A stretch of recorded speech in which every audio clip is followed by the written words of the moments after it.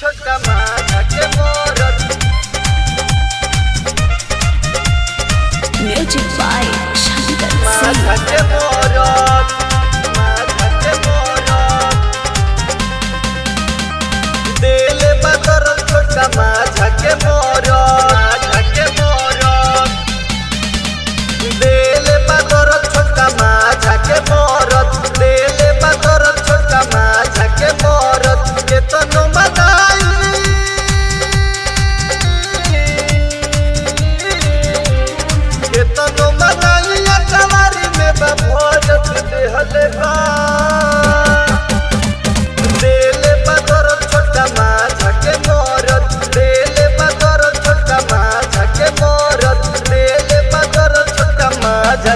अरे मरद हो रिकॉर्डिंग इसकी रिकॉर्डिंग स्टूडियो श्रीनगर सिवा।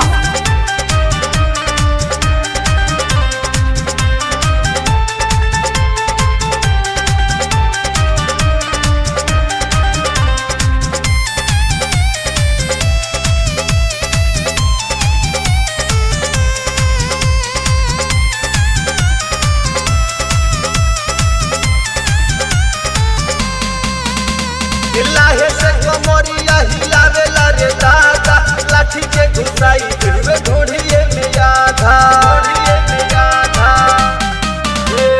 लाहे से कमरिया हिलावेला रे दादा लाठी के घुसाई दिलवे ढोढ़िए में आधा होखेला बेचोए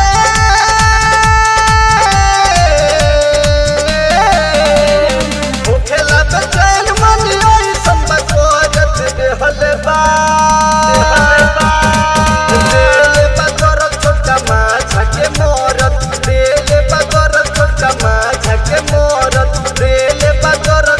अरे मर मुला के रिकॉर्डिंग इसकी रिकॉर्डिंग स्टूडियो श्रीनगर सिवा। Music by Shankar Singh.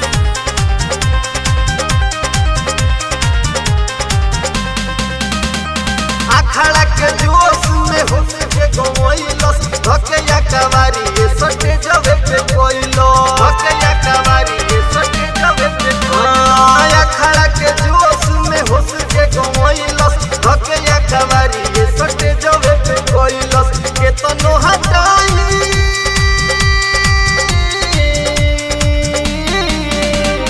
के तनो हटाई हमरा से न बडरत देहले बा दिल बदर छोटका माझा के मोरत दिल बदर छोटका माझा के मोरत दिल बदर छोटका माझा के मोरत रिकॉर्डिंग इसकी रिकॉर्डिंग स्टूडियो श्रीनगर सिवा।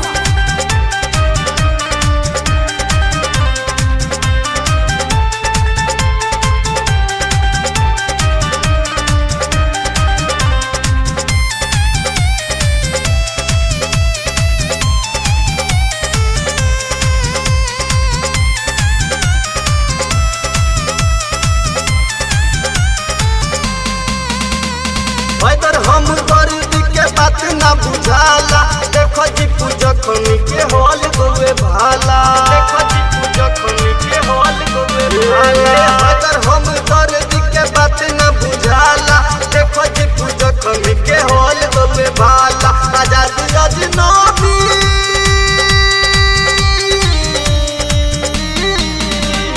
नौने असगर देह बावे जोरत देहले बा